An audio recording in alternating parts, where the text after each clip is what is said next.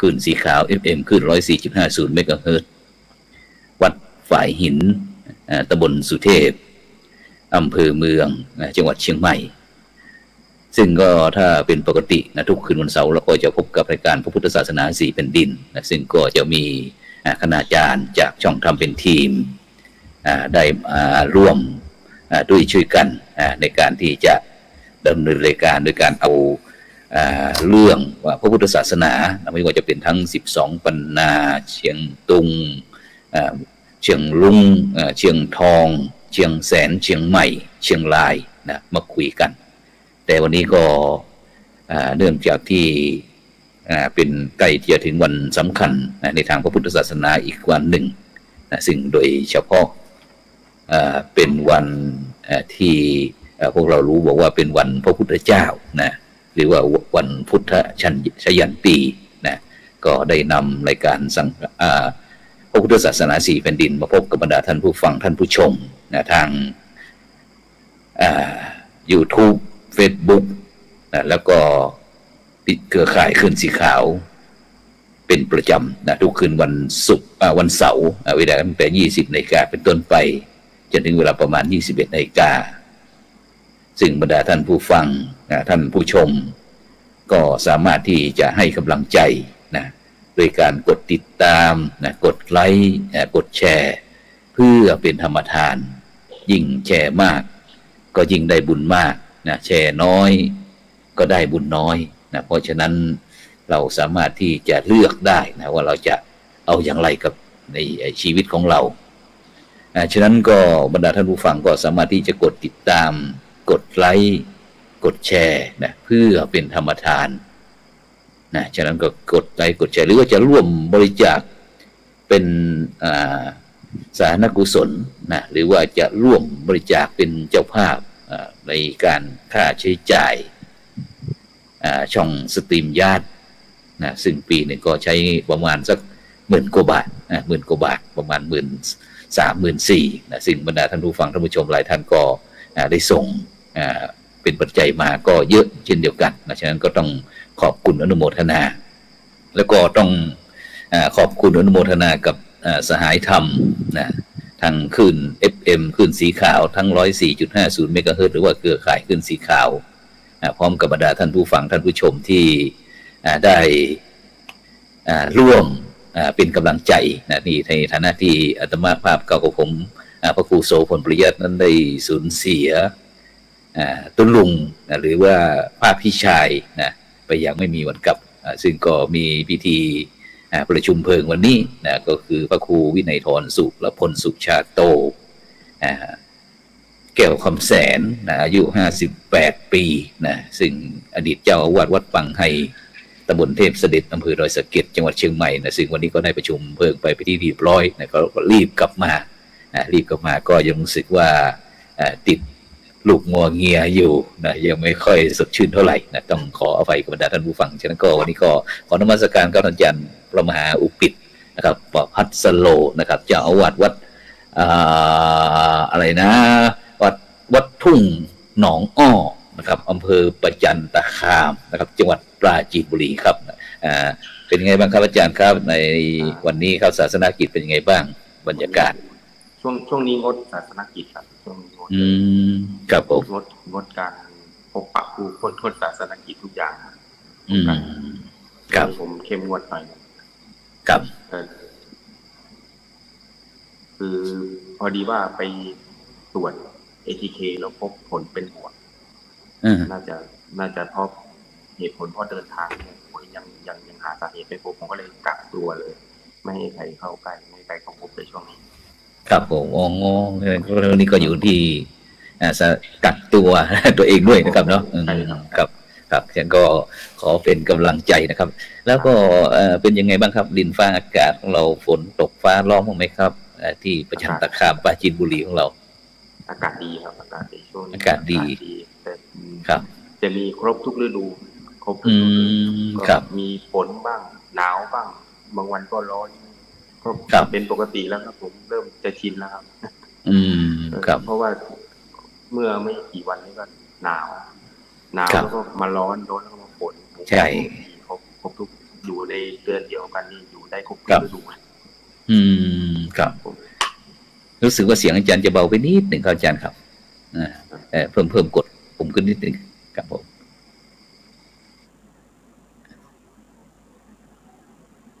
ไม่ได้ยินเลยครับตอนนี้ไม่ได้ยินเลยครับไหมฮัลโหลครับโอเคนี่แจ๋วเลยครับได้ครับนี่ได้โอเคครับครับผมครับผมซึ่งตอนนี้ก็ที่ทางภาคเหนือของเรานี่ก็ฟ้าฝนนะครับฟ้าฝนก็ลงมานะครับในช่วงนี้ก็รู้สึกว่าเกือบจะทุกวันนะครับแต่อากาศก็ร้อนนะครับแต่ก็เดี๋ยวฝนตกนะครับซึ่งก็อาจจะทำให้ร่างกายสุขภาพร่างกายอาจจะนะครับได้รับผลกระทบไปด้วยนะครับอย่างผมนี่ก็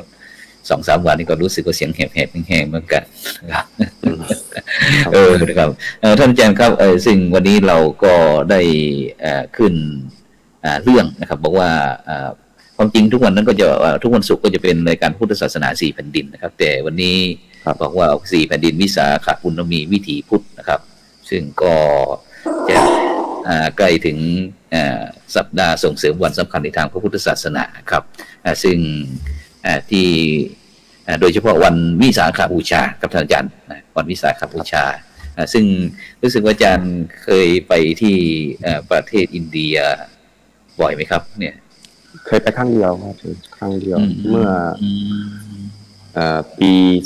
2558ปี58ผมไปปี58ไปช่วงฤดูร้อนพอดีแล้วครับไปช่วงเมษายนคือเป็นแปลกอย่างนึงก็คือปกติเขาจะไปอินเดียกันช่วงปลายฝนต้นหนาวใช่ไหมครับต้นหนาวไม่ใช่ช่วงฤดูหนาวผมไปแจ็คพอตคือไปช่วงฤดูร้อนช่วงเนี้ยครับก่อนหน้านี้ประมาณสัปดาห์หรือ2 สัปดาห์นะครับผมเลยเข้าใจว่าอ๋อเหตุผลนี้เองทำไมถึงสมเด็จพระสัมมาสัมพุทธเจ้าถึงทรงตรัสรู้ช่วงนี้เป็นช่วงที่แบบว่ามันคือฮารุโหดครับอากาศที่อินเดียในช่วงนั้นคือฮารุโหดมากร้อนคือร้อนแบบผมก็ไปประสบการณ์ตรงนั้นแบบร้อนจนไม่มีเหงื่อเนี่ยเป็นยังไงคือร้อนจนกระทั่งว่าเหงื่อไม่ออกนะครับพอเหงื่อออกมาแล้วมันก็จะระเหยออกไปหมดผมก็เลยใช้วิธีแขกครับใช้วิธีของแขกก็คือเอาผ้ามาพันศีรษะไปให้เหงื่อมันออกคือไม่งั้นเราจะช็อกได้ครับเพราะว่ามันร้อนจัดร้อนนี่ผมจำได้ว่าตอนเที่ยงคืนผมไปจับกระจกที่โรงแรมดูครับครับผมยังร้อนเนี่ยกระจกกับโรงแรมเวลาเที่ยงคืนร้อนเนี่ยผมคือร้อนขนาดนั้นจริงที่พุทธคยาคือร้อนมากครับผมฉะนั้นก็ได้ประสบการณ์นะครับแล้วก็หลังจากที่เราได้ไปเป็นยังไงบ้างครับไปที่อินเดียมาแล้วในฐานะที่เราเป็นพุทธบริษัทนะครับไปมองเห็นอะไรบ้างครับที่ประเทศอินเดียคือไปอย่างหนึ่งเลยแต่ก่อนเนี่ยผมสงสัยเรื่องที่เราแปลในธรรมบทนะครับว่ามันมีจริงเหรอเขาหลอกหรือเปล่ามันเป็นไปได้ยังไงคนอะไรจะเยอะแยะอะไรกันขนาดนั้นทำไมมันอย่างนี้คือพอผมไปถึงอินเดียแล้วเนี่ยครับเมื่อ 2,000 กว่าปีเป็นยังไงในพระธรรมบทเขียนไว้ไงคืออย่างนั้นเลยครับสภาพแบบเหมือนกันทุกอย่างการแต่งเนื้อแต่งตัวผู้หญิงยังใส่สาลีอยู่ยังมีการเอาหม้อน้ำเทินบนศีรษะแล้วเดินอย่างนี้คือเหมือนกับว่าเราย้อนไปในอดีตเมื่อหลายปีก่อนเป็นไม่น่าเชื่อว่าเรื่องราวที่เขียนไว้เมื่อ 2,000 ปียังไงทุกวันนี้ก็อย่างนั้นครับผมครับคือตรงนั้นก็เลยทำให้ว่าเฮ้ยแสดงว่าไอ้ที่เราเรียนมาเนี่ยไม่ผิดหรอกครับผมเขาเขียนจากความเป็นจริงเขาเขียนจากสถานที่จริงโดยเฉพาะสถานที่ความกว้างของแม่น้ำที่บอกว่าผมจำไม่ได้ว่าแม่น้ำชื่อแม่น้ำอะไรแม่น้ำนีรัญชลาหรือว่าแม่น้ำอะไรหรือเปล่าครับแม่น้ำนีรัญชลาฮะแม่ไม่ฮีหรือเปล่าครับที่แม่น้ำที่ว่ากว้าง1 โยชน์นะครับแม่น้ำกว้าง1 โยชน์คือมันกว้าง1 โยชน์จริงๆครับคือ16 กิโลคือแม่น้ำนั้นที่มีสะพานมหาธรรมคานธีข้ามไปนะครับคือผมเกิดมาผมก็เพิ่งเคยเห็นแม่น้ำที่มันกว้าง1 โยชน์นะครับครับคือกว้างแล้วมีน้ำลึกไหม มีน้ำไหมครับมีน้ำครับมีน้ำเป็นช่วงๆก็จะมีเกาะเป็นช่วงๆเหมือนกันมันก็ไม่ถึงขนาดว่าเป็นแม่น้ำกว้างๆไพศาลเลยแต่ว่ามันจะเป็นแม่น้ำสลับกับเปกับเกาะโดยอีกอันหนึ่งก็คือแม่น้ำเนรัญชลาแม่น้ำเนรัญชลาที่บอกว่าเดินข้ามผมก็เดาสถานการณ์ว่าพระพุทธเจ้าทรงใช้วิธีไหนในการข้ามไปจากฝั่งหนึ่งไปอีกฝั่งหนึ่งสรุปว่าในช่วงนั้นน่ะช่วงตอนผมไปในเมษาแม่น้ำเนรัญชลาเริ่มข้ามได้นะครับครับผมคือเป็นมันสามารถข้ามได้ผมก็เลยสันนิษฐานว่าพระองค์คงจะใช้วิธีข้ามแหละแต่ในอดีตทรายมันคงไม่เยอะขนาดนั้นก็คงยังจะมีน้ำอยู่ครับผมคงจะมีน้ำอยู่แล้วก็ใช้วิธีข้ามเพราะไม่อย่างนั้นพระองค์ไม่สามารถที่จะข้ามได้ครับในสมัยก่อนไม่มีสะพานเนี่ยใช่ไหมครับแล้วก็เรือนี่ไม่ได้ถูกกล่าวถึงในพุทธประวัติเลยคิดว่าน่าจะใช้วิธีการข้ามโดยการเดินด้วยพระบาทเนี่ยข้ามมาอีกฝั่งหนึ่งมาทางฝั่งพุทธคยาเนี่ยครับ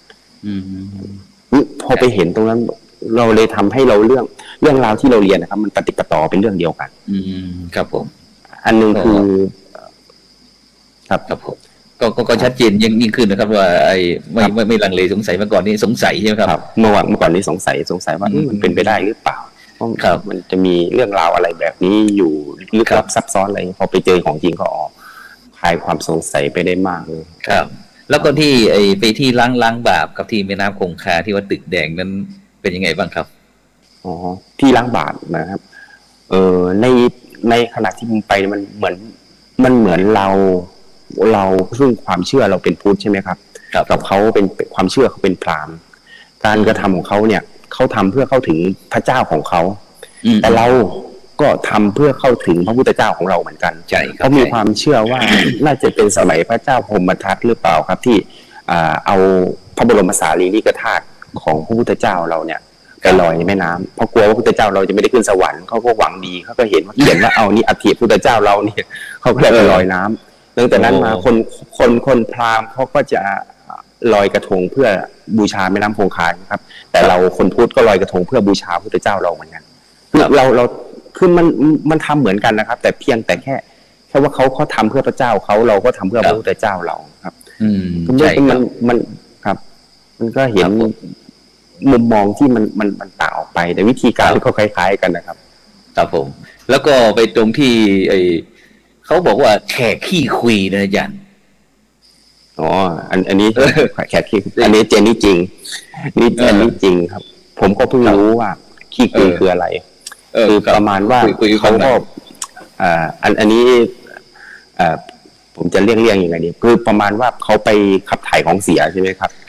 คือที่อินเดียเนี่ยเขาไม่มีห้องน้ำใช่ไหมครับเขาไม่มีห้องน้ำแล้วเวลาเขาไปขับถ่ายของเสียเนี่ยก็คือเขาก็จะไปตามทุ่งตามป่าใกล้ๆบริเวณบ้านเขาเลยครับแล้วบางคนเนี่ยเขาก็ถ่ายไปแล้วก็พูดไปเขาก็พูดแบบมันส่งเสียงให้คนข้างๆเขาฟังด้วยหรือบางคนก็โทรศัพท์รบกวนก็เลยว่าผมก็พระธรรมวิทยากรท่านก็บอกเนี่ยเดี๋ยวคอยดูนะจะเจอแขกขี้คุยผมก็เป็นยังไงแขกขี้คุยเป็นคือยกหูโทรศัพท์บังแล้วคุยกันเสียงดังคือเขาเห็นเป็นเรื่องปกตินะครับแต่ปกติคนไทยเราไปเห็นแบบตื่นเต้นทำไมเขามาห้องน้ำไม่ไหลไม่มีคือเราจะไปมองเหมือนที่เราไปมองเหมือนบ้านเราไม่ได้เลยครับบ้านเขาไม่มีอย่างเราครับไม่มีห้องน้ำอย่างเราครับไอ้ตัวนี้เลยเป็นที่มาว่าแขกขี้คุยนะแขกขี้คุยหมายว่าถ่ายไปด้วยแล้วก็คุยไปด้วยครับคุยไปด้วยซึ่งก็อาจจะเป็นยุทธวิธีว่าเทคนิคก็ได้ครับอาจารย์เนาะอาจจะคุยไปด้วยก็กลัวที่คนที่เขาไม่รู้อะไรเงี้ยเนาะว่ามีคนอยู่นี่นะคล้ายๆเราอาจจะคนเราคนไทยเราหรือว่าอาจจะเพลงอะไรไปด้วยนี่นะเพื่อที่จะไม่ให้คนเข้ามาใกล้ถึงตัวเองอะไรเงี้ยให้รู้นะว่าคนกำลังทำภารกิจอะไรต่างๆอยู่เลยเป็นที่มาที่ไปของคนขี้คุยนะครับนี่ก็เป็นเล็กๆเล็กๆน้อยๆที่อาจารย์พระมหาอุกฤษประภัสโรนะได้คุยให้กับบรรดาท่านผู้ฟังท่านผู้ชมได้รับฟังว่าประเทศอินเดียกับประเทศไทยเราเนี่ยเมื่อหลายพันกว่าปีนะที่ได้บันทึกคำสั่งสอนของพระพุทธเจ้า นะโดยเป็นภาษาบาลีภาษามคธอะไรต่างๆซึ่งอาจารย์ก็ได้ไปพิสูจน์มานะเมื่อก่อนก็อาจจะลังเลสงสัยอยู่ว่าทำไมเขาถึงอย่างนั้นอย่างนี้นะครูอาจารย์ที่ไปประเทศอินเดียเวลาเราเรียนบาลีเขาก็จะพูดแต่เรื่องบาลีนะเพียงพาราณสีบ้างเพียงนัสสาวัตถีบ้างทั้งนั้นตรงนี้นะครับที่โดยพุทธคยาอะไรต่างๆนี่ครับซึ่งก็เป็นสิ่งที่ถ้าเขาบอกว่าถ้าเคยไปนี่จะต้องไปอีกใช่ไหมอาจารย์ครับอาจารย์คิดจะไปอีกหรือเปล่าเนี่ยหรือว่าเข็ดละคิดไปคิดจะไปแล้วผมก็แนะนำว่าแต่ก่อนเนี่ยพอใครไปอินเดียมาเขาก็จะพูดแต่ด้านลบของอินเดียทำให้ผมรู้สึกว่าทำไมไม่อยากไปกันเหรอถ้าเราให้ผมไปสิผมจะไปให้ดูผมก็คือในความตั้งใจผมหาวิธีอยากจะไปตั้งหลายครั้งแล้วมันก็มีโอกาสบ้างคือพาสปอร์ตทำไม่ทันบ้างอะไรบ้างมันก็จะมีเหตุให้ผมไปไม่ได้แต่พอผมได้ไปแล้วเนี่ยผมคิดว่าผมต้องไปอีกมีอยู่ที่หนึ่งนะครับที่ผมไปแล้วผมน้ำตาไหลผมไปเห็นแล้วผมน้ำตาไหลมาเองคือตรงที่ปรินิพพานนะครับตรงพระพุทธเจ้าทำไมถึงน้ำตาไหลล่ะอันนี้ไม่ทราบได้ครับผมน้ำตามันไหลมันเองแล้วผมรู้สึกว่าผมกำลังอยู่ในท่ามกลางบรรยากาศที่พระองค์กำลังปรินิพพานผมรู้สึกอย่างนั้นเลยว่ามันน้ำตามันไหลมันเองด้วยความปลื้มปีติว่าอุ้ยเนี่ยเรามาถึงแล้วนะมาถึงสถานที่นี่ตรงนี้พระพุทธเจ้าเราปรินิพพานตรงนี้พอมันคิดอย่างนี้ปั๊บโอ้โหพอบอกว่าปรินิพพานเนี่ยน้ำตาผมไหลมาเองเลยครับครับผมน้ำตาไหลแบบไหลเหมือนเราสูญเสียคนที่เรารักเราเคารพไปเคารพรักขึ้นครับเนาะครับใช่ครับมันไม่สามารถที่จะอธิบายได้ว่าทำไมต้องเสียใจทำไมต้องมันเป็นทั้งมีความปราบปลื้มปีติว่านี่มาถึงแล้วตรงนี้ที่องค์สมเด็จพระสัมมาสัมพุทธเจ้าปรินิพพานนี่คนนี้เขาไม่ใช่คนธรรมดานะเขาเป็นคนระดับโลกนะแล้วเราที่เราบวชอยู่ทุกวันเนี่ยก็บวชเพื่อพระองค์นี้นะนี่คือเจ้าของศาสนานะมันทุกอย่างมันมีความคิดเข้ามาในหัวแบบมันตื้นตันมันร้องไห้มาแล้วมันความรู้สึกว่าเราสูญเสียท่านไปแล้วเหรอครับเราเหมือนว่าเราอยู่ต่อหน้าท่านกำลังดับขันต่อหน้าเราความรู้สึกอย่างนั้นเลยครับความรู้สึกตรงนั้นมันไม่สามารถจะทดแทนได้ผมกลับมาผมยังภาพภาพพุทธปรินิพพานเนี่ยยังติดตาผมเนี่ยภาพนั้นนะครับภาพที่ในกรุงกุสินาราใช่ไหมครับกุสินาราครับตรงนั้นผมยังติดตาผมอยู่ครับก็ได้ไปแล้วก็รู้สึกว่ารักพระพุทธศาสนามากยิ่งขึ้นแล้วก็รักประเทศไทยมากยิ่งขึ้นใช่ไหมครับอาจารย์เพราะว่าเราได้ไปสัมผัสเกี่ยวกับเรื่องไม่ว่าจะเป็นวิถีชีวิตนะครับของพี่น้องชาวอินเดียนะครับซึ่งมีความหลากหลายซึ่งทั้งพราหมณ์ทั้งคริสต์ทั้งพุทธทั้งอิสลามอะไรต่างๆเยอะแยะมากมายกับนักการศาสนาของเขาก็โอ้โหดูนี่ครับเนาะบางครั้งอย่างที่เราเห็นโยคีอะไรต่างๆนี่นะอาจารย์เนาะแล้วก็โดยเฉพาะอย่างที่วัวนะอาจารย์นะไปได้ทุกที่ทุกทางใช่ครับใช่บางครั้งแต่ผมเคยไปนั่นแหละเคยไปสมัครไปกับท่านอาจารย์พระครูปริยัติยานุศาสตร์หรือว่าท่านอาจารย์ดร.พระมหาสวัยไปครั้งก่อนบอกว่าไปทัวร์ขมิ้นเหลียงอ่อนท่านอาจารย์ทัวร์ขมิ้นเหลียงอ่อนคำไหนก็นอนก็เลยชวนคุยอาจารย์ไปก่อนรอท่านอาจารย์พระมหาจิตการอภิปุญโญหลวงพ่อเจ้าคณะอำเภอภูซางเมื่อกี้เห็นเข้ามาแวบหนึ่งแล้วก็ท่านอาจารย์พระมหาชัยยศิลป์ชัยโชตินะครับนี่ก็จากชุมพรแล้วก็ท่านอาจารย์พระครูปิยวันพิพัฒน์นะครับซึ่งแรกๆก็คิดว่าเครื่องบินจะลงตามเวลาครับรีเลย์เคลื่อนไปก็เลยทำให้ติดนั่นติดนี่ครับฉะนั้นวันนี้ครับท่านอาจารย์ครับในวันนี้เราได้ขึ้นหัวข้อเกี่ยวกับเรื่องว่าวิสาขปุณณมีวิถีพุทธนะครับซึ่งโดยเฉพาะอยากจะให้อาจารย์ได้เล่าหน่อยเกี่ยวกับเรื่องวันวิสาขบูชานะครับมันมีความเป็นไปเป็นมาอย่างไรบ้างครับพอประมาณสักนิดหนึ่งเดี๋ยวเราก็จะได้สนทนากันทั่วไปนะครับเพื่อที่จะเป็นการปูพื้นฐานเพราะว่าวันนี้เป็นขึ้น14 ค่ำนะครับ 14 ค่ำยังไม่ถึงวันวิสาขบูชาวันวิสาขบูชาก็คือวันพรุ่งนี้นะครับพรุ่งนี้ก็ซึ่งบรรดาพุทธศาสนิกชนก็ในภาคเช้าก็คงมีการทำบุญตักบาตรไหว้พระสมาทานศีลนะครับเจริญจิตภาวนาแล้วก็ฟังเทศน์ฟังธรรมแล้วก็ตอนเย็นกลางคืนนะครับก็คงจะมีการเวียนเทียนนะครับเพราะว่าตอนนี้ก็รู้สึกว่าสถานการณ์โควิดรู้สึกว่าเดี๋ยวนี้ประชาชนไม่กลัวนะครับท่านอาจารย์ครับคือผมใช้คำผมคิดว่าพอมันเป็นพอคนที่ป่วยนะครับตัวผมเองผมรู้เลยว่าอ๋อทำไมเขาถึงไม่กลัวเพราะว่ามันพอที่จะรักษาเองได้มันพอที่จะรักษาเองได้แล้วมันไม่คุ้มถ้าเราจะกลัวแล้วเราก็หยุดกิจกรรมทุกอย่างมันก็สูญเสียคือถ้าประชาชนก็จะสูญเสียรายได้ใช่ไหมครับสูญเสียรายได้สูญเสียโอกาสอะไรเกี่ยวกับการค้าการลงทุนการธุรกิจของเขาเพราะอะไรครับก็ถ้าติดไปก็ใช้เวลา10 วันในการดูแลเยียวยาดูแลรักษาตัวเองไปซะเพื่อแลกกับโอกาสที่มั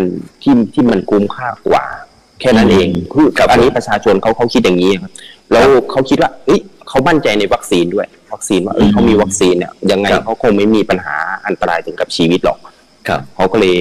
ลยกล้าที่จะเสี่ยงตรงนี้มากกว่าถามว่ากลัวไหมก็กลัวเขาก็ป้องกันตัวอยู่แต่ว่าคงไม่กลัวถึงขนาดแบบครั้งแรกๆใช่ไหมครับใช่ระยะแรกครับระยะแรกๆที่เกิดขึ้นคืออันนั้นคือคนกลัวมากๆกลัวว่ามันจะติดเพราะว่าคือมันยังไม่มียารักษายังไม่มีวัคซีนนี่อะไรเพื่อเข้ามาเนี่ยก็กลัวว่าถ้าเกิดเป็นอะไรแล้วมันจะเสียโอกาสอะไรหนักกว่าเดิมแต่พอสถานการณ์มันเริ่มคลี่คลายแล้วถามว่ามันก็มีโรคเหมือนเดิมไหมติดง่ายกว่าเดิมแต่ว่าติดง่ายกว่าแต่ถ้าหากว่าเขาไม่กล้าออกมาจากตรงที่เขาติดตรงนั้นอ่ะเขาก็จะไม่ได้ทำอะไรเลยเขาจะเป็นหวัดระแวงคนก็เลยคลายตรงนี้ลงไปมากกว่าใช่ครับซึ่งโดยเฉพาะพูดง่ายๆคือว่าลุกขึ้นมาสู้ครับสู้กับความจริงครับใช่ครับคนไทยเราออกลุกมาสู้กับความจริงเพราะว่าถ้าเราจะไปนอนพูดง่ายๆรอวันตายเงี้ยยังไงก็ตายแน่นอนแต่ถ้าเราลุกขึ้นมาสู้มันอาจจะมีทางรอดใช่ไหมอาจารย์เนาะใช่ครับใช่ฉะนั้นก็ตอนนี้ก็เห็นบอกว่าไม่ไหวแล้วนะครับถ้าไม่ลุกขึ้นมาไม่มีกินไม่มีใช้แล้วนะครับฉะนั้นจะรอแต่เขาแจกไม่รอดบอกงี้เลยครับเมื่อวานผมเข้าไปร้านที่นพรัตน์การยางอาม่าบอกว่าไม่ไหวแล้วท่านถ้าไม่สู้เนี่ยต้องสู้ลุกขึ้นมาลุยเองเลยอาม่านพรัตน์การยางที่เขาเปลี่ยนยางเนี่ยนะเมื่อวานไปตั้งถ่วงล้อให้หลวงพ่อก็เลยโอ้อย่างนี้เองเขาฉะนั้นอาจารย์เขาอยากจะให้เกร็ดความรู้เบื้องต้นนะครับเกี่ยวกับวันวิสาขบูชาให้บรรดาท่านผู้ฟังท่านผู้ชมเราได้มีข้อมูลสักนิดหนึ่งครับว่ามันมีความสำคัญยังไงนะครับแล้วก็จะในการประพฤติปฏิบัติในการทำหน้าที่ของพุทธบริษัทนะครับพุทธบริษัท4เนี่ยเราในฐานะเราจะควรจะทำหน้าที่อย่างไรอย่างนี้ครับขอกราบนิมนต์ครับก่อนอื่นเลยนะครับต้องกล่าวแก่ผู้ที่ยังไม่ทราบว่าวันนี้มีความสำคัญอย่างไรก็คือเป็นวันที่ชาวพุทธเรามีความเชื่อนะครับมีความเชื่อว่าแล้วพอจะค้นคว้าหาหลักฐานได้ว่าเป็นวันคล้ายวันประสูติตรัสรู้และปรินิพพานขององค์สมเด็จพระสัมมาสัมพุทธเจ้าซึ่งมันเป็นอะไรที่ยากมากเพราะว่ามันเป็นวันเพ็ญเดือน6ตามจันทรคตินะครับวันเพ็ญเดือน6เพราะพระพุทธเจ้าเราเนี่ยประสูติวันนี้ตรัสรู้วันนี้แล้วก็ปรินิพพานในวันนี้วันเดียวกันอันนี้คือความรู้พื้นฐานที่ชาวพุทธเราพอจะทราบกันซึ่งถามว่าวันนี้มันมีความสำคัญยังไงครับคือปกติแล้วเนี่ยถึงไม่ใช่ว่าวันเป็นวันตรัสรู้วันประสูติอะไรชาวพุทธเราเนี่ยวันเพ็ญเนี่ยวันเพ็ญกลางเดือนเนี่ยคนพุทธเราก็ถือว่าวันนี้เป็นวันสัมมาสวนะคือเป็นวันที่จะต้องมาฟังธรรมมันมีเราให้ความสำคัญอยู่เป็นทุนเดิมอยู่แล้วแต่ที่สำคัญก็คือวันนั้นดันเป็นวันที่องค์สมเด็จพระสัมมาสัมพุทธเจ้ามีความสำคัญถึง3 วันตรัสประสูติก็คือเกิดขึ้นมาเสด็จอุบัติมาบนโลกนี้แล้วก็ตรัสรู้เป็นองค์สมเด็จพระสัมมาสัมพุทธเจ้าแล้วก็ปรินิพพาน เมื่อวันสำคัญ3อย่างเนี้ยมาอยู่ในวันเดียวกัน ชาวพุทธก็เลยมีความเชื่อว่าวันนี้เป็นวันที่ต้องมานึกถึงองค์สมเด็จพระสัมมาสัมพุทธเจ้านะครับมาเป็นวันรำลึกยังไงรำลึกด้วยการเวียนเทียนมาเป็นในการเวียนเทียนรำลึกด้วยการฟังธรรมเป็นพิเศษหรือสวดเป็นบทเป็นพิเศษแต่ที่วันนี้ต่างจากวันอื่นๆเลยกิจกรรมของชาวพุทธก็คือเวียนเทียนครับผมซึ่งเวียนเทียนเนี่ย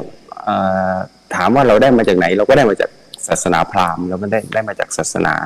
ทางอินเดียเขาแหละครับครับผมคนพุทธเราไม่ได้เน้นกันในเรื่องเกี่ยวกับอามิสบูชาสักเท่าไหร่แต่ว่าถามว่าทำไมเราต้องเน้นทำไมเราเป็นพุทธแล้วเนี่ยเรายังจะมีการเวียนเทียนอยู่มันเป็นการแสดงออกครับผมทางอาการได้ดีที่สุดนะครับว่าเราเคารพคนหนึ่งถ้าเราบอกว่าเราเคารพคนหนึ่งแล้วเรานั่งอยู่เฉยหรือว่าเราไม่บอกกับใครให้เขารู้ว่าเนี่ยเราเคารพก็คงไม่มีใครรู้กับเราว่าเราแสดงความเคารพบุคคลคนนี้อยู่คนอินเดียเนี่ยเขาก็เลยมีการเวียนประทักษิณการเวียนประทักษิณเนี่ยมันเป็นการเคารพของอินเดียเขาของแขกเขาทีนี้พอเขาเวียนอย่างนี้แล้วเนี่ยเขาก็จะมีประทีปดอกไม้ธูปเทียนในมือคือเป็นการแสดงความเคารพไปอีกระดับหนึ่งครับผมซึ่งพิธีกรรมเหล่านี้มันเป็นเหมือนกับสิ่งที่มาหล่อหลอมเราครับผมหล่อหลอมเราแล้วก็หล่อหลอมเด็กตั้งแต่ยังเล็กๆอยู่เนี่ยให้เข้าใจว่าครับให้เขาเกิดคำถามว่านี่เขาทำไปทำไมอย่างแรกเลยเขาจะถามว่าทำไมเนี่ยพอเด็กเขาถามว่าทำไมแล้วเราก็จะตอบเขาว่าที่ทำเนี่ยก็เพื่อเป็นการแสดงความเคารพต่อองค์สมเด็จพระสัมมาสัมพุทธเจ้าครับผมเมื่อเขาถามเราก็จะมีคำพูดต่อให้เขาใช่ไหมครับเราก็จะมีคำพูดอธิบายให้เขาว่าแล้วเคารพแล้วบุคคลคนนี้มีความสำคัญยังไงเหรอทำไมเราถึงต้องเคารพอย่างเงี้ยครับผมพิธีเวียนเทียนเนี่ยถึงแม้ว่าหลายๆคนอาจจะมองว่ามันเป็นอามิสบูชานะพระพุทธเจ้าเราไม่ได้เน้นเรื่องนี้ใช่ไหมครับพระองค์เน้นการปฏิบัติบูชาอันนี้จริงผมไม่เถียงแต่ว่าเราจะทำยังไงให้คนรุ่นใหม่ยุคใหม่หรือคนที่เขาไม่รู้ศาสนาเราเลยให้เขาตั้งคำถามกับเราให้ได้ว่าทำไมต้องบูชาคนนี้บุคคลคนนี้มีความสำคัญอย่างไรเราก็จะได้ตอบเพราะว่าที่เราต้องบูชาเพราะบุคคลคนนี้เป็นบุคคลสำคัญของโลกบุคคลคนนี้เสด็จอุบัติมาเพื่อการจะลงโลกหรือขนสัตว์ข้ามพ้นวัฏสงสารอะไรแล้วแต่เราจะอธิบายให้เขาฟังทั้งนี้ทั้งนั้นต้องเกิดมาจากคำถามว่าทำไมต้องบูชานะครับอย่างน้อยมันเป็นการตั้งคำถามครับผมครับผมครับ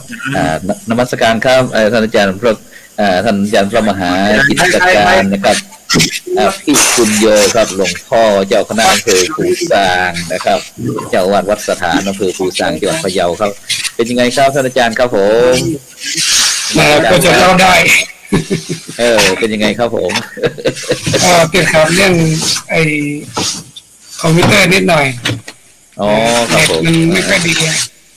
ครับผมครับ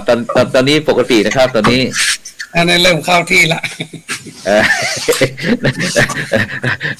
สงสัยจะเก็บไว้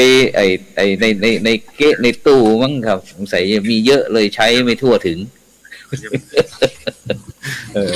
เป็นไงบ้างครับที่ภูซางครับตอนนี้ผมพูดที่ภูซางสถานการณ์เป็นยังไงบ้างครับฝนตกฟ้าร้องกบเขียดร้องบ้างไหมครับฝนตกครับฝนตกทุกวันเลยครับ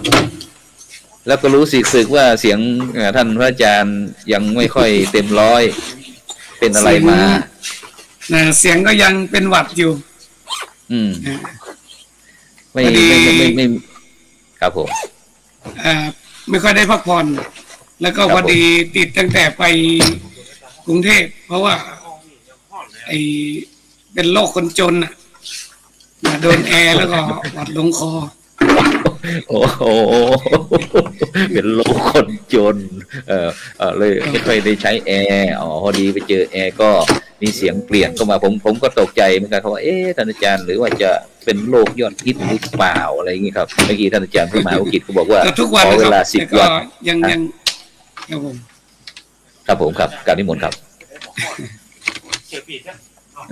ก็ในส่วนของที่อำเภอภูซางก็ที่ผ่านมาตอนนี้ที่พะเยาก็งานใหญ่ก็คือไว้สาปารมี8 เพ็งวัดพระเจ้าตนหลวงเนาะครับผมครับผมก็เลยว่ามีงานตีจังหวัดทุกวันจริงๆวันนี้ต้องไปเตะตีวัดสีคมคำแต่พอดีว่าลืมกันเลยว่าอันขอแลกเปลี่ยนกับอันท่านพระครูศรีพอดีท่านพระครูโสพลบอกว่าเข้าซูมเนี่ยลืมแฮมโอ้วันนี้มันทำไมเป็นวันสากลจังวุ่นวายไปหมดท่านอาจารย์ครับฉะนั้นอาจารย์ครับเมื่อกี้ผมได้คุยเบื้องต้นกับท่านอาจารย์พระมหาวิปิตนะครับว่าได้คุยถึงเรื่องกับประเทศอินเดียนะครับประเทศอินเดียที่เกี่ยวกับพระพุทธศาสนาครับท่านอาจารย์ก็ได้คุยได้เห็นแล้วก็ท่านไปประทับใจนะครับประทับใจที่รู้สึกว่าถึงกับน้ำตาไหลโดยไม่รู้สึกตัวนะครับที่เสด็จดับขันธปรินิพพานนะครับซึ่งอาจารย์เคยไปที่อินเดียบ้างไหมครับไปเยอะเลยล่ะไป6 ครั้งเนาะครั้งแรกนี่ก็เหมือนกันเกือบทุกรูปที่ไปคือมันเป็น Amazing เนาะเป็นแบบคือเราศึกษาเรื่องพระพุทธเจ้าเรื่องประเทศอินเดียเรื่องอะไรมากแต่เรายังไม่เคยเห็นสถานที่จริงก็ยังเป็นมันเหมือนกับเขาเรียกว่าเรามโนหลายเรื่องหลายเราแต่พอเราไปอินเดียจริงๆเนี่ยเราก็ไปรู้ไปเห็นแล้วก็ได้รับรู้รับทราบจากสถานที่จริงแล้วก็ท่านผู้รู้ที่ท่านไปอยู่ประเทศอินเดียมานานท่านพูดอะไรมาเนี่ยเรารู้สึกว่ามันประทับใจครับแล้วก็มันสอดคล้องกับที่เราเรียนมาหลายเรื่องก็คือถ้าไปอินเดียเนี่ยเราสามารถเทศสามารถสอนสามารถพูดอะไรได้เต็มปากครับผมครับแล้วก็ติดใจจัปาตีบ้างไหมครับหรือว่า ติดใจโรตีครับไปที่อินเดียก็นะครับจัปาตีกับกะหล่ำใจร้อนๆประทับใจที่ไหนบ้างครับเนี่ยที่ไปทั้ง6 ครั้งครับทุกที่ครับแต่ว่าที่ประทับใจมากที่สุดน่าจะเป็นพุทธคยาครับผมพุทธคยาเนี่ยไปครั้งแรกก็อธิษฐานว่าขอให้ได้มาอีกก็ได้ไปอีกก็อธิษฐานทุกครั้งก็ได้ไปตลอดจน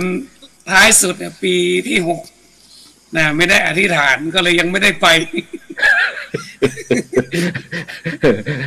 ท่านอาจารย์มหาวิกิตครับท่านอาจารย์มหาวิกิตลืมอธิษฐานหรือเปล่าเขาเห็นว่าไปครั้งเดียวเลยยังไม่ได้ไปครั้งที่2ครั้งที่3เนี่ยผมก็อยากไปอยู่หลายครั้งอยู่เพราะว่าแต่ว่าให้ผมออกทุนเองเนี่ยผมคงไปยากอยู่ครับผมก็ต้องรอเหมือนอะไรนะบุญหล่นทับไม่ได้เสียเงินสักครั้งเลยครับผมโอ้สาธุครับผมก็มี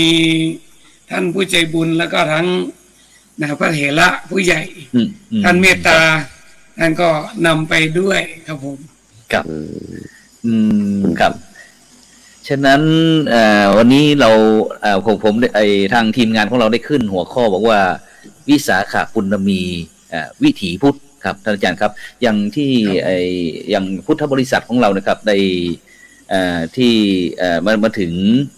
วันสำคัญในทางพระพุทธศาสนาเนี่ยครับโดยเฉพาะวันวิสาขบูชาซึ่งเรียกว่าวันพระพุทธเจ้าบ้างนะครับหรือว่าพุทธชยันตีบ้างอะไรต่างๆนะครับซึ่งก็อย่างที่ท่านอาจารย์มหาวิกิตบอกว่าเป็นวันประสูติตรัสรู้ปรินิพพานนะครับนอกจากที่เรารู้อย่างนี้แล้วนะครับสิ่งที่คนชาวพุทธเราพุทธบริษัทอยากจะรู้จะต้องรู้นะครับจะรู้อะไรจากที่ว่าประสูติตรัสรู้ปรินิพพานนี่อะไรอีกไหมครับท่านอาจารย์มหาจิตการครับผมคือเรายึดเอาพระพุทธพระธรรมพระสงฆ์ นะครับ ไว้เป็นพูดง่ายๆก็คือเป็นกรรมฐานนะอย่างพุทธานุสติเนี่ยนะทำให้เรานึกถึงพระพุทธเจ้า ในขณะที่เรานึกถึงพระพุทธเจ้าปุ๊บเนี่ยเราก็เอาพระจริยวัตรของพระองค์ท่านเนี่ยนะมาประพฤติปฏิบัติ ซึ่งก็เป็นธรรมานุสติและในขณะเดียวกันเนี่ยนะการที่พระพุทธองค์ได้นะเผยแผ่พระพุทธศาสนาเข้าสู่ประชุมชนที่มีปัญญาเนี่ยก็เรียกว่าเป็นสังขานุสติฉะนั้นอย่างประสูติตรัสรู้ปรินิพพานเนี่ยนะชาวพุทธเราก็ต้องมองว่าประสูตินี่คืออะไรตรัสรู้นี่คืออะไรแล้วก็ปรินิพพานนี่คืออะไรนะครับเหมือนบทกลอนที่บอกว่าเมื่อเกิดขึ้นลืมตามาดูโลกเกิดคือโชคชีวามหาศาลเกิดเพื่อก่อความดีที่ยืนนานเกิดเพื่อการไม่เกิดอีกต่อไปเมื่อดำรงชีพอยู่ก็เยี่ยมยอดสร้างสืบทอดคุณธรรมล้ำเลิศได้ใช่อยู่เพื่อเพียงตนไม่สนใครแต่อยู่อย่างเยื่อใยในแผ่นดินถึงยามดับก็ดับไปเพียงร่างแต่แบบอย่างหาดับหรือลับสิ้นดับกิเลสเล่าร้อนกัดกร่อนจินดับดุจพระมุนินสิ้นเชื้อโชนซึ่งเราก็เอาทั้ง3เหตุการณ์เนี่ยมาเป็นวิถีในการดำเนินชีวิตครับผมครับครับท่านอาจารย์มหาวิกิตครับอาจารย์อยากจะเสริมท่านอาจารย์พระมหาจิตรการหลวงพ่อเจ้าคณะอำเภอภูษานยังไงบ้างครับตรงนี้ผมว่าอยากที่ว่าเราอยากจะเมื่อเรารู้อย่างที่ประสูติตรัสรู้ปรินิพพานอาจารย์อยากจะให้ชาวพุทธของเราได้รู้อะไรอีกนอกจากที่ท่านอาจารย์หลวงพ่อเจ้าคณะอำเภอได้กล่าวตรงนี้บ้างครับผมครับผมครับท่านกล่าวไว้ครอบคลุมนะครับอย่างหนึ่งที่เราทราบกันก็คือวันวิสาขบูชาเนี่ยมันเป็นวันสองคือพระรัตนตรัยเกิดขึ้น2อย่างครับใช่ไหมครับก็คือพระพุทธเกิดขึ้นพระธรรมเกิดขึ้นแต่พระสงฆ์ยังไม่เกิดใช่ไหมครับพระสงฆ์ตอนนี้ยังไม่เกิดเกิดพระพุทธขึ้นมาก่อนก็คือพุทธเจ้าเกิดขึ้นมาบนโลกแล้วก็พระพุทธเจ้าเกิดขึ้นตอนไหนครับเกิดขึ้นตอนพระองค์ตรัสรู้แต่พระธรรมเกิดขึ้นยังเกิดขึ้นแค่ในพระทัยนะครับพระธรรมยังไม่เกิดยังไม่เกิดขึ้นแก่โลกยังไม่เป็นที่รู้สู่ประชุมชนจะให้เกิดพระธรรมพระสงฆ์ขึ้นของจริงเนี่ยก็ต้องรออีก2 เดือนอีก2 เดือนข้างหน้านะครับจะเกิดพระธรรมขึ้นแน่ๆครับแต่ว่าครั้งเนี้ยเกิดพุทธเจ้าเกิดพระพุทธเจ้าขึ้นพระพุทธเจ้าเกิดขึ้นในโลกเนี่ยถ้าถามว่าในศาสนาอื่นเขาเนี่ยเขาถือว่าเป็นวันสำคัญมากวันเกิดของพระเจ้าเนี่ยใช่ไหมครับถือว่าเป็นวันที่จะต้องเฉลิมฉลองกันทั่วประเทศครับที่ครอบครัวต้องมาอยู่รวมกันในบ้านเมืองเราเนี่ยถามว่าเคยมีเหตุการณ์แบบนั้นไหมเคยนะครับในสมัยพระบาทสมเด็จพระมงกุฎเกล้าเจ้าอยู่หัวเนี่ยรัชกาลที่6พระองค์ก็พยายามจะทำให้เกิดประเพณีนิยมด้วยการส่งการ์ดอวยพรกันในวันวิสาขบูชาในหมู่ของข้าราชการข้าราชสำนักอวยพรกันในวันวิสาขบูชาแต่ประเพณีนี้กลับถูกยกเลิกไปหรือถูกเลือนหายไปเพราะว่าคนไทยไม่เหมือนฝรั่งนะครับคนไทยก็รู้สึกว่าเอ้าทำไมจะต้องมาส่งการ์ดอะไรให้กันด้วยคือเราไม่ได้อินพูดง่ายว่าคนไทยไม่ได้อินอย่างนี้ครับที่หลังมาเรามาถึงมาส่งการ์ดอวยพรกันในวันขึ้นปีใหม่สากลใช่ไหมครับหลังจากที่มีประกาศปีใหม่สากลแล้วเห็นฝรั่งเขาส่งการ์ดอวยพรกันเราก็ส่งบ้างคือจริงๆเขาฝรั่งเขาจะส่งกันวันเกิดของพระเจ้านะครับแต่ของเราเนี่ยวันเกิดของพระเจ้าเราเคยส่งแต่ว่ามันไม่เป็นที่นิยมครับก็ประเพณีการส่งการ์ดอวยพรกันในวันนั้นมันก็เลยหายไปมันก็มาเป็นพิธีของชาวพุทธเราแทนนะครับอย่างที่เราเห็นอย่างปัจจุบันนะครับนี่คือเป็นพิธีกรรมของชาวพุทธเราแทนซึ่งมันจะเข้าเนื้อหามากกว่าประมาณนี้ครับผมครับนิมนต์ท่านอาจารย์มหาจิตรการได้เสริมครับก็ เห็นด้วยนะครับแต่ว่าอย่างที่บอกแหละคือทางฝรั่งเนี่ยเขาเน้นอะไรที่มันเป็นรูปธรรมนะเพื่อนำเข้าไปสู่นามธรรมแต่ทางตะวันออกของเราเนี่ยเราจะเน้นที่นามธรรมแล้วสะท้อนออกมาเป็นรูปธรรมนะซึ่งแนวคิดมันต่างกันฉะนั้นวิธีคิดแบบฝรั่งกับวิธีคิดแบบตะวันออกเนี่ยมันจะคนละอย่างกันไม่ได้บอกว่าโลกภายนอกกว้างไกลใครก็รู้โลกภายในลึกซึ้งอยู่รู้บ้างไหม จะมองโลกภายนอกมองออกไป จะมองโลกภายในให้มองตนฉะนั้นวันวิสาขบูชาเนี่ยชาวพุทธเราทุกคนเนี่ยเราจะต้องพูดง่ายๆก็คือเราจะต้องมาลำลึกถึงพุทธประวัติซึ่งบางอย่างก็อย่างที่เรารู้ก็คือ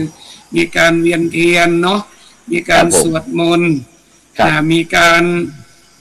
ทำกิจกรรมงานบุญต่างๆที่มันจะต้องสื่อออกมาให้ได้ว่าเป็นการแสดงออกของชาวพุทธที่มีต่อพระพุทธเจ้าครับซึ่งบางครั้งโดยเฉพาะในเมืองไทยเราเนี่ยเกือบจะเป็นพระอาจารย์เรียกว่ามันเป็นอุดมคติเลยคือเราเหมือนกับย้อนอยู่ไปคือเราทุกวันนี้เราไม่ได้มองโลกปัจจุบันนะแต่เรามองอดีตญาติโยมมองพระเนรเนี่ยเหมือนกับว่าต้องมีศีล227 ข้อต้องเคร่งครัดพระธรรมวินัยบางครั้งแทบจะไม่มีคำว่ายืดหยุ่นซึ่งตรงเนี้ยพระอาจารย์ว่ามันเป็นเรื่องที่ชาวพุทธเราโดยเฉพาะในเมืองไทยเราเนี่ยเราก็คงจะต้องมองออกนอกตัวบ้างเพราะว่าถ้าไม่อย่างนั้นแล้วเนี่ยเราจะเอาแต่นามธรรมเนี่ยบางครั้งเด็กรุ่นใหม่เนี่ยเขาเหมือนที่หลวงพี่ท่านบอกเมื่อกี้อาจารย์บอกว่าคือฝรั่งเขาส่งการ์ดส่งอะไรเนี่ยมันดูแบบมันจับต้องได้มันเป็นรูปธรรมแต่ว่าอย่างของวิถีพุทธเราเนี่ยเราเอาใจคุยกันนะคือเราเอาที่จิตใจเป็นที่ตั้งแต่ว่าเด็กเขาก็ยังไม่เข้าถึงตรงนั้นอ่ะอย่างนี้เราเดินเวียนเทียนนั่นแหละก็มองกันหลายแง่เนาะบางคนก็บอกว่าทำไมต้องมาเดินเวียนรอบพุทธปฏิมาถึง3 ครั้งเวียนทำไมซึ่งเขาก็ยังสงสัยเราเองก็บอกไม่ต้องถามเขาทำยังไงก็ทำตามเขาไปอย่างเงี้ยมันก็เลยกลายเป็นทำให้คนรุ่นใหม่เนี่ยไม่เข้าถึงกิจกรรมทางพุทธศาสนาแต่ว่าบางทีถ้าเราประยุกต์เอาวิธีแบบฝรั่งเขามีวันเกิดพระเจ้าเรานี่มีครบเลยทั้งวันเกิดวันประสบความสำเร็จแล้วก็วันที่พระพุทธองค์เนี่ยเสด็จดับขันธปรินิพพานเพื่อสะท้อนให้ชาวพุทธเราเห็นเกิดแก่เจ็บตายครบหมดเลยในวันเดียวกันเราก็อาจจะทำการ์ดทำอะไรออกมาได้แต่ว่าเราก็สื่อแบบให้มันเข้ากับพุทธเรามันเป็นคติธรรมคำสอนนะเป็นการ์ดคำสอนอย่างประสูติเนี่ยมันหมายความว่ายังไงชาวพุทธเราควรจะปฏิบัติยังไงกับวันเกิดว่าไม่ใช่ว่าเกิดมาแล้วก็มายินดีกันอย่างเดียวแต่ต้องมองว่าการเกิดนั้นมันเป็นการเริ่มต้นในการทำความดีเหมือนกับเราเป็นวันแห่งโอกาสวันตรัสรู้เนี่ยเรามองว่ามันเป็นเรื่องของปฏิสัมพันธ์ระหว่างคนสถานที่และก็สังคมแต่ที่เราจะต้องบูรณาการเข้าด้วยกันเพราะพระพุทธเจ้าท่านตรัสรู้เนี่ยท่านไม่ได้เอาตัวรอดคนเดียวแต่ชี้ทางบรรเทาทุกข์ชี้สุขเกษมสารชี้ทางพระนฤพานอันพ้นโศกวิโยคภัยนี่คือการตรัสรู้ส่วนการปรินิพพานนั้นเราสอนในเรื่องของว่าเมื่อเกิดมาแล้วเนี่ยเรามาดีอย่างมีบุญเราอยู่ดีอย่างมีคุณทีนี้เมื่อเราจะไปเนี่ยไปยังไงให้มันเป็นทุนไม่ว่าจะเป็นทุนสำหรับตัวเองแล้วก็ทุนให้กับสังคมด้วยให้กับโลกด้วยเหมือนกับที่พระพุทธเจ้าท่านทำเป็นตัวอย่างเรียกว่าประสูติตรัสรู้ปรินิพพานในวันเดียวกันทำให้ชาวพุทธเรามีมุมมองต่อวันวิสาขบูชาว่าเป็นวันที่เราทั้งหลายเนี่ยที่จะต้องมาลำลึกถึงจุดกำเนิดจุดที่ยังอยู่แล้วก็จุดที่จะต้องล่วงลับไปให้มันเป็นบูรณาการในชีวิตเราเลยครับผมฉะนั้นที่อาจารย์ หลวงพ่อเจ้าคณะอำเภอภูซางก็ได้พูดก็คล้ายๆกับว่ากิจกรรมนะครับในทางพุทธศาสนาของเราที่เราได้ทำไม่ว่าจะเป็นเรื่องการทำบุญตักบาตรการเวียนเทียนการไหว้พระสมาทานศีลเจริญจิตภาวนาเนี่ยซึ่งมันอาจจะต้องมีการปรับเปลี่ยนวิธีในการคิดในการทำเพราะว่าในปัจจุบันนี้เราจะเห็นว่าหลวงพ่อหลวงพี่หลวงน้าต่างๆตามวัดบอกว่าทำไมเยาวชนเนี่ยสนใจแต่กิจกรรมไม่เห็นเข้าวัดเลยนะจะไปเวียนเทียนทำบุญตักบาตรอะไรต่างๆไม่มีเลยหรือว่าพระเราสงสัยว่าหรือว่าเขาหมดศรัทธาในพุทธศาสนาหรือเปล่าเนี่ยฉะนั้นในการปัจจุบันพุทธศาสนาของเราจะต้องมีการปรับตัวให้คล้ายๆกับว่าให้ถูกใจกับลูกค้าไหมครับท่านไปที่ท่านอาจารย์มหาอุปิตครับ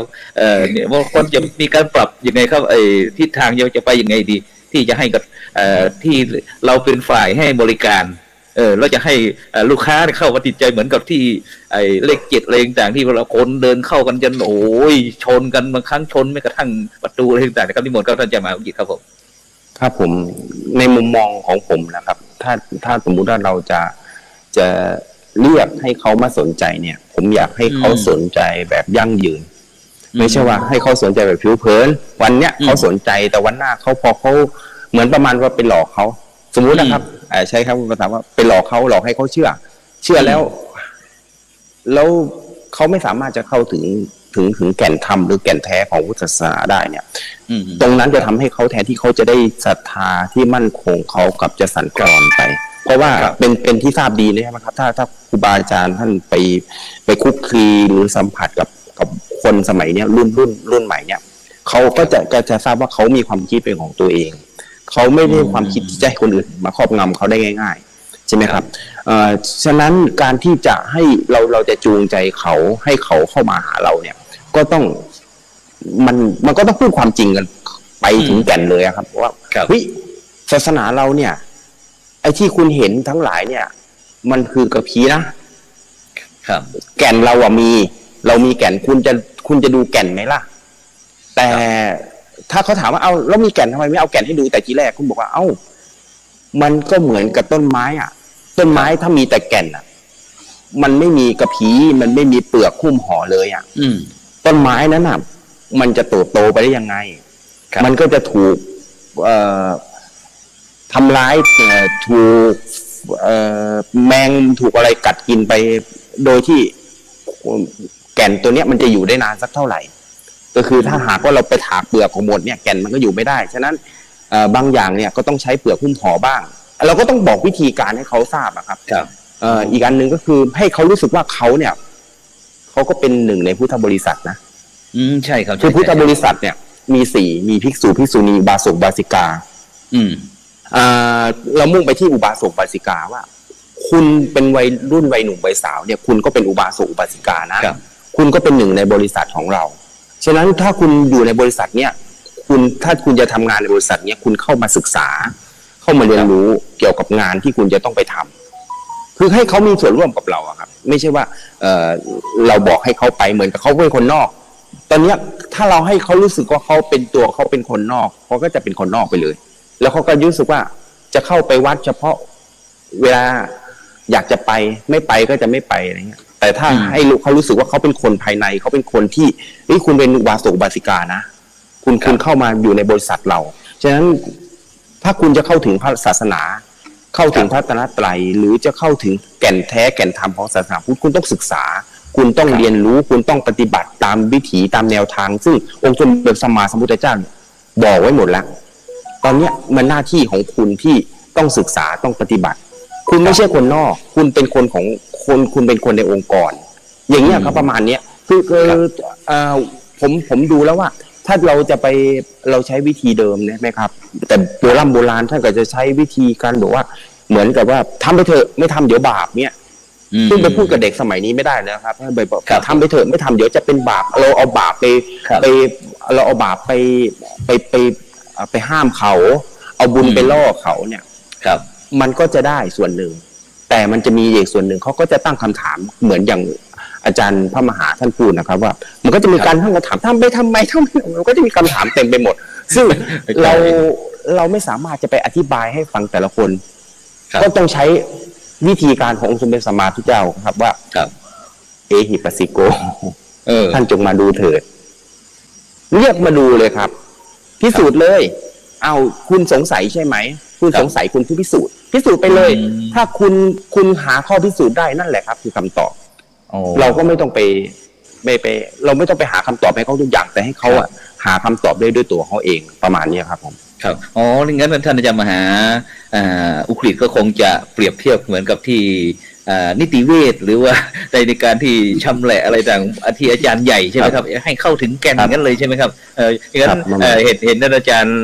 หลวงพ่อเจ้าคณะอำเภอภูซางก็ยิ่งอยากจะเสริมอะไรครับนิมนต์ครับผม นิมนต์ ก็เห็นด้วยนะครับ คือ ครับ ณวันนี้เราจะใช้วิธีการสอนแบบเก่าเนี่ยซึ่งบางครั้งมันเป็นจารีตมันเป็นขนบแล้วก็มันเป็นสิ่งที่จับต้องได้ยาก ครับ แต่ว่าเด็กปัจจุบันเนี้ยเขาต้องการคำตอบนะแต่ว่าอย่างที่ถ้าเรามองดูพระจริยวัตรของพระพุทธเจ้าเนี่ย ครับ มันคนเรามันหลากหลายนะคนที่มันเหมือนกับคนเขาไม่อยากกินข้าวเนี่ยต่อให้เราจะนำเสนอ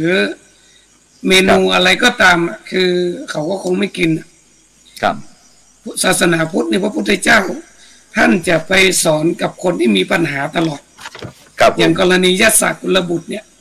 ครับ คือตอนนั้นเขาเจอปัญหาเขาเบื่อหน่ายเขาคือสิ่งที่เขาประสบอยู่เนี่ยเขาไม่ชอบใจเขาไม่พอใจเขาอยากจะหลุดพ้นจากจุดนั้นอ่ะ ทีนี้เมื่อเขาวิ่งออกมาหาเนี่ย พระพุทธองค์ท่านก็จึงเสนอแนวทางใหม่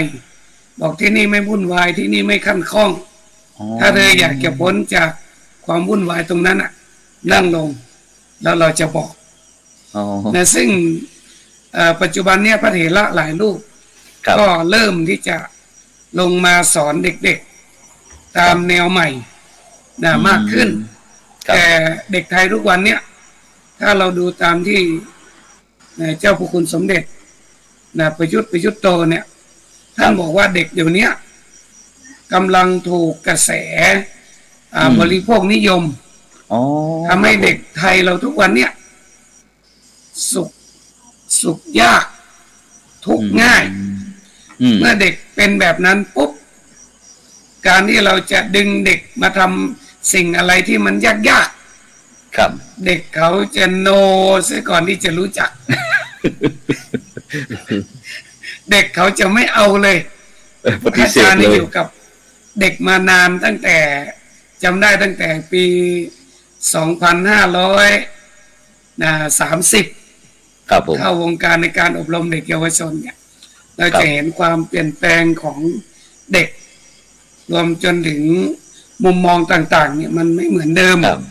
มันเปลี่ยนไปเด็กเดี๋ยวนี้ชอบอะไรที่ง่ายๆเราพยายามจะใช้บริโภคนิยมสนองความต้องการของเด็กเหมือนที่หลวงพ่อสมเด็จท่านบอกว่าเราอยากได้โรงเรียนน่าอยู่โรงเรียนแห่งความสุขโรงเรียนแห่งความฝันจนบางครั้งเราทำโรงเรียนจนทำให้เด็กทุกคนเนี่ยอยู่ในชีวิตจริงไม่ได้เพราะเขาถูกปนเปื้อจากโรงเรียนแห่งความฝันคือทุกอย่างเนี่ยป้อนให้เขาทุกอย่างโดยที่เขาไม่ต้องทำอะไรครับจริงๆแล้วศาสนาพุทธเราเป็นศาสนาที่ถ้าคุณอยากจะรู้หลักธรรมคำสอนทางศาสนาครับคุณต้องเจอทุกข์คุณต้องเจอความจริงคุณจะมานั่งวิปัสสนาในห้องแอร์ไม่ได้คุณจะคือ เราจะหาความสุขจนลืมความจริงอ่ะเด็กไทยเราทุกวันเนี้ยกลายเป็นว่าสุขยากอยู่ในชีวิตจริงไม่ได้เมื่ออยากได้มือถือราคาแพงๆพ่อแม่ไม่ให้ก็จะหาวิธีการเอาด้วยตัวเองหรือไม่ก็ทำร้ายตัวเองจนถึงขั้นฆ่าตัวตายนะซึ่งพระอาจารย์ว่าในยุคนี้เหมือนที่อาจารย์ท่านมหาพูดเมื่อกี้เอหิปัสสิโกมันใช้ได้นะ สำหรับเด็กบางคน ครับ ที่เขาอยู่กับความจริง แต่มันใช้ไม่ได้กับเด็กที่อยู่กับความฝันฉะนั้นเราก็คงจะต้องมีวิธีการที่หลากหลาย ทั้งสถานที่บอกว่าสอนให้รู้ทำให้ดูอยู่ให้เห็น เหมือนอาจารย์จะสอนเนนทุกวันเนี่ยจะมาสอนแบบเดินเรียกมานั่งแล้วก็อบรมเนี่ยไม่ค่อยได้ผล แต่ถ้านำเข้าสู่การปฏิบัติเลยซึ่งต้องให้ผลประโยชน์ด้วยต้องให้ผลประโยชน์ด้วยเด็กต้องเห็นผลประโยชน์เห็นสิ่งที่เขาจะได้รับแล้วเขาก็ลงทุนลงแรงเข้าไปแล้วเขาก็พิสูจน์ด้วยตัวเขาเองเราถึงจะนำเขาเข้าสู่หลักธรรมคำสอนอันนี้เป็นเรื่องที่มันจะเรียกว่าเป็นวิถีใหม่ก็ได้ที่บอกว่า New Normal นั่นแหละครับผมอ๋อครับ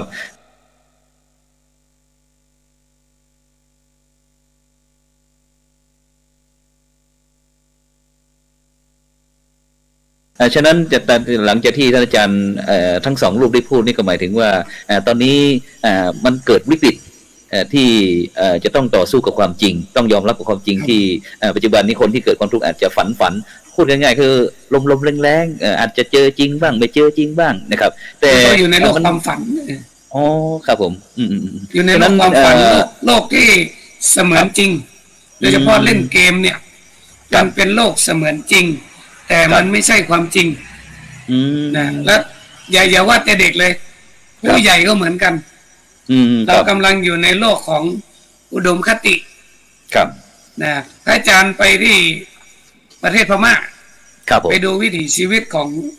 พระพม่าซึ่งตอนนั้นไปที่เมืองยองเนาะเมืองยองก็ไปเห็นพฤติกรรมพระถ้าเทียบกับวัดเราบ้านเรานี่ก็คือของเขาหย่อนยานมากๆอ่ะแต่ว่าเราไปได้มุมมองใหม่ว่าคนเมืองยองเนี่ยเขามองพระเนนเนี่ยคือก้าวหน้าไปเยอะล่ะคือเขามองความเป็นจริงอ่ะคือเขาไม่ได้อยู่ในอุดมคติเหมือนเมืองไทยเรายังยกพระขึ้นบนหิ้งพระต้องเป็นแบบนี้แต่ในขณะที่พม่าเนี่ยพระเขาทำหลายอย่างที่เมืองไทยทำไม่ได้ยกตัวอย่างเช่นขี่มอเตอร์ไซค์นั่งจีบผู้หญิงร้องรำทำเพลงคือทำหลายๆอย่างที่เราไปเห็นแล้วเราแบบพูดแบบภาษาชาวบ้านก็คือเสื่อมศรัทธาแต่ผมลองไปถามโยมที่อยู่แถวนั้นอะว่าโยมพระในเกเรเหลือเกินร้องรำทำเพลงอย่างเงี้ยโยมยังจะใส่บาตรให้พระอยู่ไหมแต่โยมเขาบอกว่าใส่เพราะเราเอาเรื่องศาสนาเราไม่เอาตัวบุคคลบุคคลนั้นคนไหนไม่ดีพูดภาษาง่ายๆแพ้ภัยตัวเองอยู่ไม่ได้แต่คนไหนที่ดีเขาก็มีอยู่เขาไม่ได้แคร์ตัวบุคคลเมื่อคุณไม่ดีสักวันหนึ่งคุณก็ต้องออกไปหรือบางครั้งเรามองอีกแง่หนึ่งก็คือยังให้โอกาสที่บอกว่าเขายังไม่รู้ถ้ารู้ไม่ทำแต่ที่ทำเนี่ยเพราะไม่รู้ถ้าเป็นสมัยพุทธเจ้าเนี่ยอาจจะบอกว่าอินทรีย์เขายังไม่พร้อมเหมือนกับพระวักกะลิที่คอยเฝ้ามองพระพุทธเจ้ามองความสวยความงามพระพุทธองค์ก็ยังตอนแรกเนี่ยยังไม่ว่าอะไรนะเฉยไปก่อนปล่อยไปก่อนปล่อยไปก่อนรู้อยู่ว่าถ้าเป็นสมัยนี้ก็เหมือนกับคนที่เป็นราคะจริตหลงรูปนะครับหลงรูปของความงามตางามผิวงามรูปลักษณ์งามเหมือนชาวพุทธเราบางคนเนี่ยมองพระทุกวันเนี่ยเราจะไปติดอยู่ที่รูปพระองค์นี้รูปดีภาพดีเสียงดีคือเหมือนที่เขาบอกว่ารูขับประมาณิกาเนาะรูปรับประมาณิกาโคสัพประมาณิกาธรรมะประมาณิกาคือประมาณนั้นแหละแต่ว่าในเมืองพุทธเราเนี่ยเราจะติดตัวแรกมากคือเราติดที่รูปทุกวันนี้ที่ผิดหวังกันก็เพราะรูปนี่แหละ แม้แต่ญาติโยมทุกวันเนี่ยถ้าพระองค์ไหนหน้าตาดีพูดดีเสียงดีอะไรต่างๆเนี่ยเราก็จะหลงเข้าไปในรูปนั่นแหละไม่ว่าจะไปด้วยความศรัทธาหรือว่าไปด้วยความรักความหลงก็ตามก็มักจะเกิดปัญหากับพระทุกทีแต่ไม่ว่าจะเป็นหลวงพ่อยันตะภาวนาพุทโธนิกรธรรมวาทีหลายๆรูปแม้แต่ในปัจจุบันหลายๆรูปหลวงพี่กาโตะหลายๆรูปที่ผ่านมาเนี่ยคือเรายังไปติดพระที่รูปเรายังเข้าไม่ถึงว่าจริงๆแล้วเราน่าจะเอาความจริงนะพระเนี่ยเหมือนที่หลวงพ่อชาท่านว่านั่นแหละพระก็คือนักเรียนคนไหนประพฤติดีจนได้บรรลุธรรมเนี่ยเป็นพระอริยะอันนี้สอบผ่านองค์ไหนที่ยังหมกมุ่นมัวเมายังหลงกระแสยังติดโลกยังประพฤติไม่เหมาะสมอันนี้คือผู้สอบตกสอบไม่ผ่านสอบไม่ผ่านสอบตกครับผมแต่เราอย่าไปเกลียดคนสอบตกเราอย่าไปเราควรจะสงสารคนสอบตกเพราะว่าคนที่สอบตกเนี่ยคงไม่มีใครในโลกอยากสอบตกอยากจะสอบผ่านใช่ครับใช่ครับแต่ว่าสถานการณ์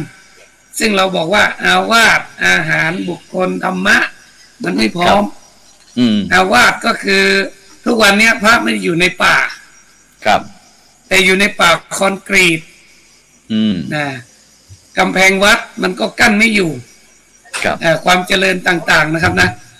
อาวาสเนี่ยมันไม่เป็นสัปปายะเดี๋ยวนี้อาหารทุกวันเนี้ยสิ่งที่ปนเปื้อเราเนี่ยมันมากจนบางครั้งพระเราก็อาจจะหลงไปกับบริโภคนิยมนะครับนะเมื่อก่อนก็บอกว่าพระนี่ศีล227บริขาร8แต่เดี๋ยวนี้พระศีล8แต่บริขาร227เพราะว่าอย่างนั้นนะครับว่าบุคคลนี่ก็คือเรายังขาดกัลยาณมิตรเราขาดต้นแบบพระต้นแบบหายากมากทุกวันเนี้ยทุกรูปต้องลุกขึ้นมาเป็นต้นแบบละตัวเนี้ยคือกัลยาณมิตรหายากพระพุทธเจ้าท่านบอกว่ากัลยาณมิตรเป็นที่สุดของพรหมจรรย์พระสารีบุตรเหมือนกับพระโมคคัลลานะใช่ไหมเหมือนผู้ให้กำเนิดลูกแล้วก็พระอาจารย์พูดผิดหรือเปล่าพระสารีบุตรให้กำเนิดเนาะพระโมคคัลลานะนี่เลี้ยงใช่ไหมครับผมถูกไหมท่านมหาท่านจะมหาลืมไปเนาะเสริมหน่อยอันนี้พระโมคคัลลานะเดี๋ยวผมหลวงพ่อขึ้นอะไรมาเมื่อกี้นี้บอกว่าเมื่อกี้บอกลืมระหว่างว่าพระพุทธเจ้าท่านเปรียบว่าพระสารีบุตรกับพระโมคคัลลานะเนี่ยคนหนึ่งเป็นมารดาผู้ให้กำเนิด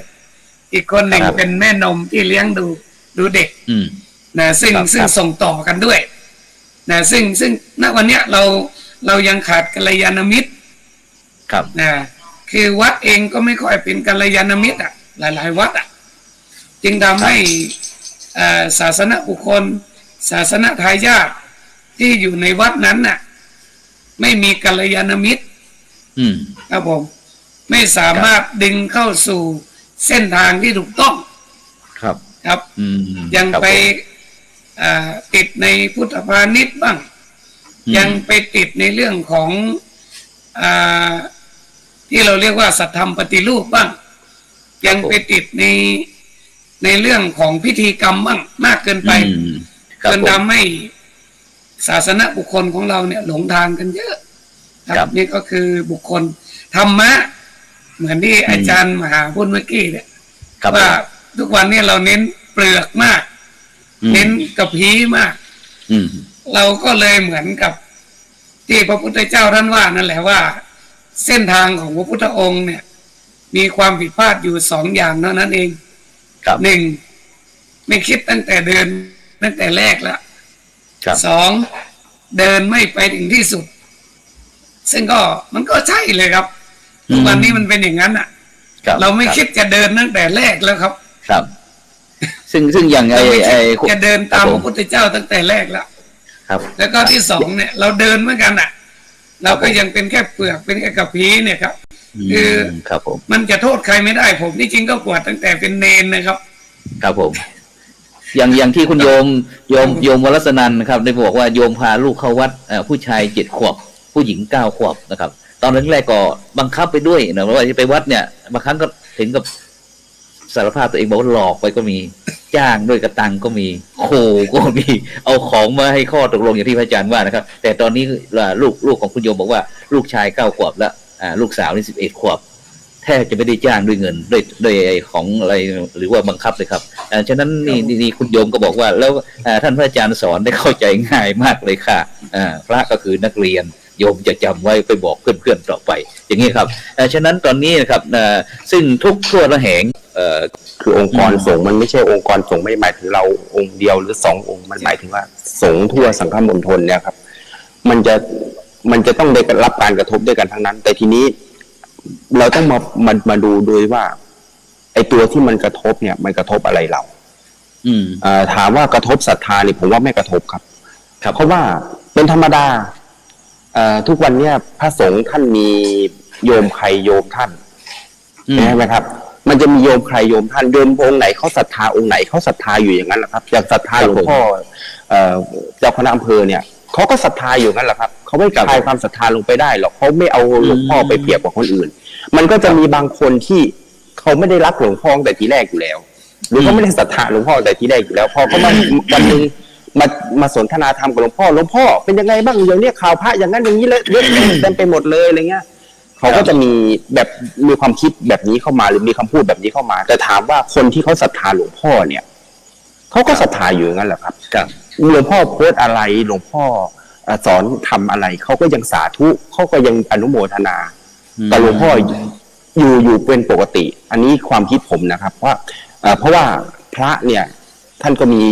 ทั้งคนรักคนชังเป็นธรรมดาเป็นปกติแต่ถามว่ากระทบกับองค์กรส่วนใหญ่ไหมกระทบครับองค์กรส่วนใหญ่เนี่ยกระทบแน่เพราะว่าการที่พระสงฆ์จะออกไปเรียกร้องอะไรเหมือนเดิมเนี่ยมันก็คงจะยากแล้วล่ะเพราะว่าเขาก็จะมองว่าพระสงฆ์ที่ออกมาเรียกร้องเนี่ยได้ประพฤติปฏิบัติตนเองได้ดีพอที่จะเป็นผู้ที่มาเรียกร้องเหมือนเดิมมาเรียกร้องอย่างนี้ไหมอย่างเงี้ยครับจากที่เราเคยจะเรียกร้องให้บรรจุพุทธศาสนาหรือว่าจะเรียกร้องผลตอบแทนให้กับพระสงฆ์หรืออะไรอย่างเงี้ยนะครับต่อไปเราจะไปเรียกร้องอย่างการศึกษาใช่ไหมใช่ครับเราก็จะเรียกร้องได้ยากขึ้นเพราะว่ามันกระทบต่อความรู้สึกของคนทั่วไปว่าองค์กรสงฆ์เราเนี่ยมีปัญหานะแต่ถามว่ากระทบกับตัวบุคคลไหมผมว่าไม่กระทบครับไม่กระทบกับตัวบุคคลอย่างคนที่ญาติโยมที่ชมรายการนี้อยู่เป็นประจำเนี่ยเขาก็จะเข้าใจแล้วว่าเป็นยังไงเคยชื่นชมพระอาจารย์พระครูเขาก็ยังชื่นชมอยู่กันแหละครับเขาไม่สามารถจะคลายความชื่นชมตัวนี้ลงไปได้แต่อาจจะเป็นปกตินะครับว่ามีข่าวอะไรให้ตื่นเต้นหน่อยมันก็จะคนไหนเขารู้จักใครก็จะบอกโอ้ยเป็นยังไงบ้างพระที่เรารู้จักก็มีเยอะแยะนะเขาอาจจะไปเปรียบกันหน่อยก็ไม่ต่างกันกับอาชีพอื่นๆการงานอื่นๆนะครับที่ว่ามีข่าวเสียกับองค์กรไหนๆเมื่อ